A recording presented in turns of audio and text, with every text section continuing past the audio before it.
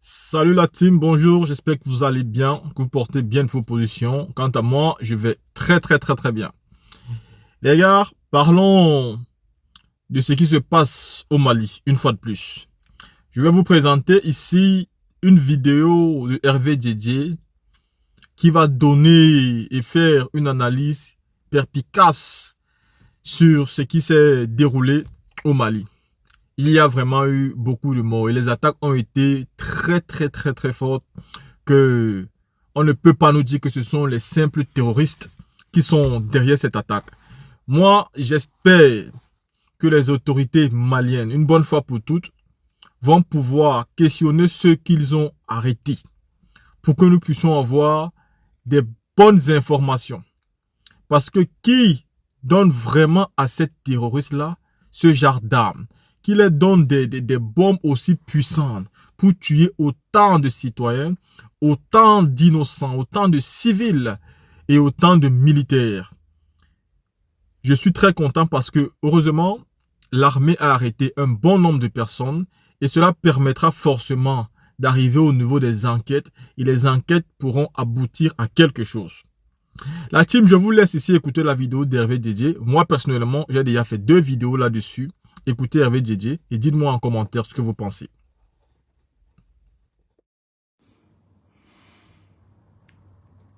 Voilà. Comment c'est arrivé?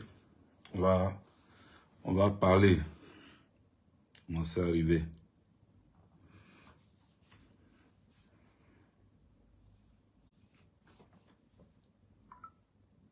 Alors,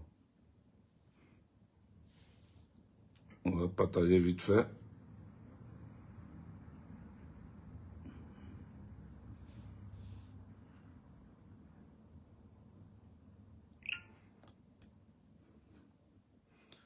Appelez ici tous mes parents maliens. Dites-leur de venir. On va parler. Voilà, je suis en train de partager. Hier, je n'étais pas informé de ce qui se passait. Et pendant mon direct, il y en a qui m'ont dit, ah, il y a quelque chose qui s'est passé au Mali, il faut en parler. Donc aujourd'hui c'est dimanche, je suis au Djossi, mais il faut que je parle. Donc je suis là pour parler. Voilà, j'ai partagé. Vous aussi partagez pour que ça aille partout. Salut, depuis votre position, je suis le général Modibo Goïta Djedje Doboble Gbagbo Sankara Sékou Touré, Chekna la gâchette. Soyez salués, merci de vous connecter, merci de partager, merci d'inviter vos amis, merci de vous asseoir pour que nous puissions parler. Je voudrais ici et maintenant dire à tous mes parents maliens, Yako. Yako, toutes mes condoléances à tous les Maliens partout où vous êtes, partout où vous vous trouvez. Toutes mes condoléances pour ce qui est arrivé, pour ces 10 civils décédés, pour ces 10 civils décédés, pour ces soldats blessés, ces femmes blessées. Je voudrais dire ici, Yako, toutes mes condoléances. Hier, j'étais pas au courant, j'avais pas de, voilà, j'avais pas toutes les informations parce que j'étais déconnecté de l'actualité, voilà. Et ce matin, c'est ce matin que j'ai essayé de fouiller sur les pages du Mali et j'ai eu ces informations. J'ai eu ces informations. Je vais même vous faire écouter le communiqué de l'état-major du Mali qui a clarifié les choses. Donc, je vais vous faire écouter le communiqué tout à l'heure. Mais je voudrais, avant de commencer, de vous dire Yako, hein, Bi Rodrigue Djedje, sois salué. Yako, à vous tous, Yako, à tous les Maliens, tous mes parents maliens, nos condoléances les plus sincères. Et sachez que le combat, c'est comme ça. Le combat là, de la libération, de la souveraineté, c'est comme ça se passe. Sylvain Aïpa, soit salué. Le combat de la dignité, C'est comme ça que ça se passe. Voilà. Il peut y avoir des dégâts collatéraux parce que dans la guerre, il n'y a jamais c'est-à-dire il n'y a jamais de guerre sans dégâts collatéraux. Il n'y a jamais de guerre qui se passe tranquillement, hein, sans que il y ait des personnes civiles qui tombent. Parce que ils ne font pas les guerres sur la Lune. Ils ne font pas des guerres sur des espaces vides. Ils font la guerre dans des lieux où se trouvent des gens qui habitent, des civils et des militaires. Donc, il y a toujours des dégâts collatéraux. Il faut s'y attendre. C'est déplorable.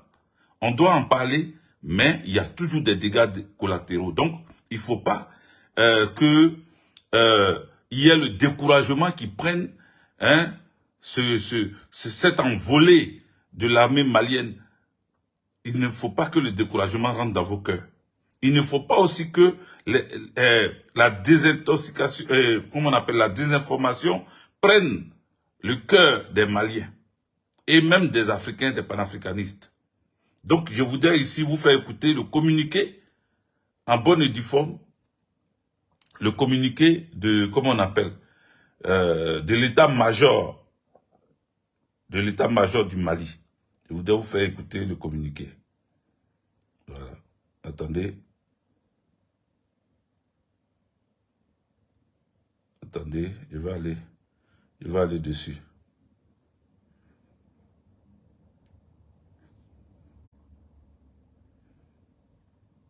Je vais aller sur le communiqué, ne vous inquiétez pas.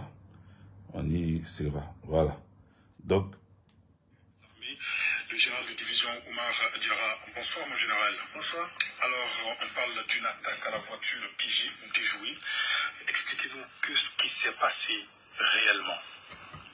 Donc, bonsoir. Écoutez bien le communiqué. Au nom de la hiérarchie militaire et l'ensemble des forces armées et de sécurité, pour édifier nos compatriotes et donner des précisions sur certains événements majeurs dans la conduite des opérations ce 22 avril. Donc, c'est beaucoup plus court à la désinformation, à la propagande et à l'intoxication. Donc, il s'agit, voilà, premièrement d'une attaque complexe contre l'aéroport de Sévaré qui a été déjoué grâce au professionnel des FAMA. Et deuxièmement, la prompte réaction des FAMA contre une attaque sur l'axe Moudja-Nara avec des bilans vraiment conséquents du côté ennemi. Et troisièmement, le crash d'un hélicoptère de combat lors d'une mission de surveillance aérienne. Voilà. Donc, les gens racontent leurs mensonges, mais il faut écouter la voix, la parole venant du gouvernement et de l'armée. L'hélicoptère qui s'est crashé, ce n'est pas les rebelles ou les terroristes qui l'ont, comment on appelle, qui ont tiré dessus ou bien qui ont atteint l'hélicoptère. Il faut que ça soit clair dans les oreilles des gens. Il faut que ça soit clair. Voilà. Ce n'est pas les terroristes comme le disent certaines personnes. Ce ne sont pas les terroristes qui ont pu faire, comment on appelle, exploser l'hélicoptère des FAMA. Non, non, non, non, non. Déjà, ils avaient deux projets. Leur premier projet, c'était de s'apprendre à l'aéroport de Sévaré, l'aérodrome de Sévaré, détruire les aéronefs, détruire même les drones positionnés là-bas. Ce qu'ils ne savaient pas, c'est que comment on appelle, l'armée malienne, les FAMA, avaient déjà programmé que les gens vont chercher à détruire leurs aéronefs parce que c'est ça aussi qui fait la puissance de feu du Mali. C'est ça qui fait la force de l'armée malienne sur le terrain. Donc, ils avaient déjà programmé comment faire pour détruire. Comment faire pour détruire. Oui, Toumani, Doumbia, il faut bien écouter ce que je dis, s'il te plaît. Voilà. Je n'ai pas dit que l'hélicoptère est allé s'écraser à Sévaré. J'ai dit que l'hélicoptère qui s'est écrasé, qui a craché, n'est pas du fait des terroristes. C'est pas eux qui sont trop forts qui ont pu détruire l'hélicoptère en plein vol. Non. Maintenant, je te parle de Sévaré, parce que l'aérodrome de Sévaré a été attaqué. Parce qu'ils ont voulu détruire tous les aéronefs. Ils ont voulu détruire même les, comment on appelle, ils ont voulu détruire même les drones. Mais ils ne savaient pas ce qu'ils ne s'attendaient pas. Ils ne s'attendaient pas que cet aéroport-là, cet aérodrome-là, est surveillé 24 heures sur 24 parce que ils savent que les terroristes veulent détruire les aéronefs, veulent détruire les drones parce que pour eux, ce sont ces éléments-là qui faisaient que on réussissait à les voir dans leur fuite ou bien à les voir préparer leur plan. Donc, il fallait aller détruire l'aéronef là. Vous comprenez? Donc, ce n'est pas... Merci Toumani Doumbouya. Il n'y a pas de souci. Il faut appuyer. Voilà. Si vous avez des informations, pendant que je parle, donnez ces informations-là. Parce que depuis un moment, j'étais un peu déconnecté de tout ce qui se passait au Mali. Donc, aujourd'hui, je suis là. Je vais parler vite fait parce que j'ai pas de rallonge et la lumière ici, voilà, est un peu faible. Donc, je vais parler. Maintenant, si c'est coupé, je vais trouver le moyen. C'est que je vais parler. Vous allez me voir, mais faiblement, pas trop. Il n'y aura pas trop de lumière. Mais c'est pas grave. Pourvu que vous attendez ma voix, et puis on avance. Donc, voici comment l'aéronef de Sévaré a été attaqué. Ils sont partis là-bas. Ils n'ont même pas pu toucher un seul avion. Ils n'ont pas pu toucher un seul hélicoptère. Vous comprenez?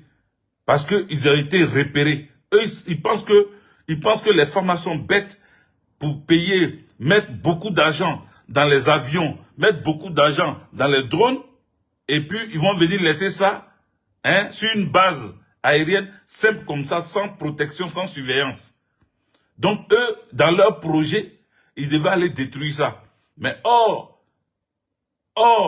les femmes avaient déjà prévu aussi leur attaque. C'est comme ça qu'on les déboute.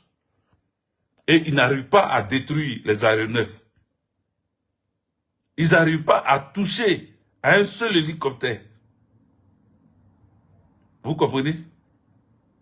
Donc, c'est comme ça que ce qui s'est passé là, mais il y a eu quelque chose. En fait, quand ils n'ont pas réussi, qu'ils ont commencé à fuir. Dans leur fuite, ils se sont égarés. Bon, pas égarés, mais ils ont profité, ils ont compris que quand ils fuient souvent et qu'ils prennent des zones libres, des zones où il n'y a pas d'habitation, on les tue facilement. On détruit les agents facilement. Donc maintenant, quand ils veulent fuir, ils passent dans les zones où il y a des habitations pour que les femmes n'arrivent pas à les agresser, n'arrivent pas à les attaquer là-bas. C'est comme ça que on ne pouvait pas les laisser se fondre dans la population. On ne pouvait pas les laisser fuir comme ça et puis après ils vont disparaître dans le vide. Non. C'est comme ça que les femmes les ont bombardés. Et dans leur bombardement, il y a eu des maisons qui se sont écroulées sur certains civils. Il y a eu 10 morts chez les civils. Vous comprenez? Il y a eu 10 civils qui sont morts. Maintenant, comme les gens, les municipaux là, ils ont leur regard encore sur tout ce qui se passe. Quand les femmes sont en train de se défendre, les amis, il faut partager. Faites monter le mercure, il faut partager. Parce que je n'étais pas au courant, c'est pour ça. Sinon, c'est depuis hier là, j'allais parler de ça. Je n'étais pas au courant. Je n'étais pas au courant. Parce que ça fait un moment, je suis un peu déconnecté là. Je n'étais pas au courant. Donc, il faut partager. Mettez les cœurs. Mettez les cœurs, on va leur parler. Carême est fini. Voilà. Mois de carême est fini. Mois de carême est fini. Parce que les terroristes là, eux, ils pensaient que dans le mois de carême, on allait les lâcher. Mais on ne les a pas lâchés. Et comme ils savent qu'on ne les lâche pas, eux, ils avaient déjà prévu leur attaque. Or, leur attaque, toute leur communication avait été interceptée par les FAMA. Les FAMA savaient déjà toute leur communication entre eux, ce qu'ils prévoyaient faire. C'est pour ça qu'ils n'ont pas pu atteindre l'aéroport de Sévaré. Ils n'ont pas pu détruire les aéronefs. Vous comprenez? Vous comprenez? Ils ont essayé, mais ils n'ont pas pu. Parce que leur communication avait été déjà interceptée. Est-ce que vous comprenez ce que je dis même? Ah, quand même. Il y a eu des morts. Ça fait mal. Il y a eu des morts, ça fait mal. SNT, Pascal Lobo, big up à toi. Il y a eu des gens tués, ça fait mal. Il y a eu des civils qui sont tombés, ça fait mal. Il y a eu, comme on appelle, des femmes qui sont blessées, ça fait mal. Mais nous sommes contents parce que les femmes n'ont pas abandonné comment on appelle ces terreaux-là. Ils les ont poursuivis jusqu'à leur dernier retranchement. Ils les ont pourchassés jusqu'à leur dernier retranchement. Là où ils sont allés se cacher. Là où ils pensaient qu'ils pouvaient se mélanger dans la population. C'est là-bas on les a chicotés. Donc, ce qui s'est passé, c'est que les gars du MINUSMA, là, ils ont un regard depuis un moment parce qu'ils cherchent la faille, ils cherchent l'erreur, ils cherchent la faute des femmes pour brandir cette faute-là, pour dire, voilà, vous avez vu leur armée là, on vous avait dit que ceux-là, ils ne sont pas professionnels, ils ne sont pas professionnels, ils ne sont pas professionnels. C'est tout ce qu'ils cherchaient. Maintenant, qu'est-ce qu'ils vont dire? Ils viennent dire que il y avait des jeunes, il y avait des enfants. Mais les enfants là, qui sont morts là, ce ne sont pas des civils. Les jeunes qui sont morts ne sont pas des civils. Ce ne sont pas des civils. Ce sont des enfants soldats. Ils ont été recrutés par les terreaux pour attaquer le Mali. Je répète, les enfants qu'ils ont trouvés morts dedans, pour d'autres qui sont en train de dire oui, il y a eu des civils tués, même des enfants tués. Les enfants qu'ils ont trouvés morts dedans là, ce sont des terroristes. Ils ont été payés pour venir jouer aux enfants soldats. Donc, MINUSMA qui veut profiter de ça pour vous dire que, comment on appelle, les femmes ont tué des civils, même il y avait des enfants là. C'est faux. Yaro Kalfara, merci pour les étoiles. C'est faux. Ce ne sont pas des enfants civils. Ce ne sont pas des enfants qui ont été ciblés par les femmes pour être tués. Non, non, non, non, non. Ce sont des terroristes, on les a payés. On a pris ces enfants-là, ils ont recruté maintenant des enfants soldats. Mais les femmes disent que c'est déplorable. C'est dommage. C'est dommage parce que on veut pas, voilà, on peut pas savoir si ce sont des enfants ou pas. Quand les drones repèrent la cachette de ces terroristes-là, ils ne savent pas s'il y a des enfants soldats dedans ou pas. Eux, ils voient des gens qui ont agressé, qui ont tué, qui traumatisent le peuple, ils bombardent. Voilà. Maintenant, si dans le bilan, on retrouve des corps d'enfants là-bas, qu'est-ce qu'ils sont allés chercher? Ce sont les terroristes qui les utilisent comme des chairs à canon. Donc, c'est que le Mali, oui, Boro Diad, ce que le Mali, les Maliens doivent faire aujourd'hui pour aider l'armée malienne, c'est de continuer à insister comme Yerelo debout sur le rempart. Ce qu'ils demandaient, c'est de faire dégager la MINUSMA là-bas. Tant que MINUSMA est là-bas, là, ils vont toujours créer des problèmes. Tant que la MINUSMA est au Mali, ils vont toujours créer des problèmes. Je répète encore. Tant que MINUSMA est au Mali, ils vont toujours créer des problèmes. Donc, appuyer les femmes, aider les femmes en chassant, en demandant que la MINUSMA dégage du Mali. On veut plus de mandat, on veut plus de comment on appelle, quand on donne encore quelques mois ou quelques... Non, non, non, non, non. Avec ce qui est arrivé là, il faut plus laisser faire. Il faut aller leur dire de rentrer chez eux. C'est bon. Ils sont restés trop longtemps là-bas. Ils n'ont qu'à partir. Ils n'ont qu'à partir. On n'a plus besoin d'eux. On n'a plus besoin d'eux. On n'a plus besoin d'eux. On n'a plus besoin d'eux. C'est pour ça que j'ai dit, au moment où eux, ils ont décidé de vouloir tronquer l'information, de vouloir mentir sur les femmes, voilà, on va continuer. Donc tout d'abord, permettez-moi vraiment de magnifier le professionnalisme. Les amis, partagez. Avec la mise en œuvre des capacités d'anticipation, une combinaison vraiment des services de renseignement et puis les forces terrestres qui ont permis une réussite pour déjouer cet échec, pour déjouer cette attaque majeure voilà. de l'aérodrome de Sévaré. Voilà. l'aérodrome de Sévaré, là, il vient de vous dire quoi? Je vous ai dit que l'attaque a été déjouée. L'attaque a été déjouée, pourquoi? Parce que il y a eu les renseignements clairs, au sol comme dans l'air. Il y a eu des informations claires. Ils ont intercepté leur communication. Parce qu'ils étaient en communication. Ce qu'ils ont décidé de faire, c'est de détruire les aéronefs. C'est de faire de telle sorte que tout ce qui est objet volant